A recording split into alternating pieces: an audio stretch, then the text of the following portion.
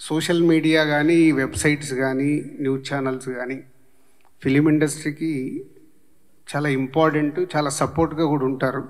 Same time కొన్ని మ్యాటర్స్ని వాంటెడ్లీగా, అంటే మీకు ఎంత మట్టుకు మ్యాటర్స్ తెలుస్తాయో తెలియవు, కానీ వయాల వచ్చే మ్యాటర్లు తీసుకొని మీరు వెబ్సైట్లలో రాస్తున్నది కానీ, సోషల్ మీడియాలో ఇస్తున్నది కానీ అది ఇండివిజువల్గా డ్యామేజ్ చేస్తాయి.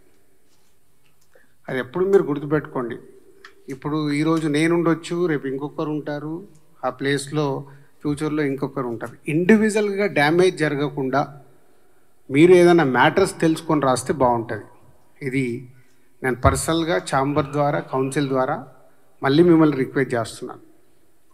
And about this Sankranti, every సంక్రాంతికి ఉన్నట్టే ఈ సంక్రాంతికి నంబర్ ఆఫ్ మూవీస్ క్లాష్ ఉంటాయని మనకు 6 months నుంచే ఎవరికి వారు అనౌన్స్మెంట్ చేసుకుంటూ వచ్చాం.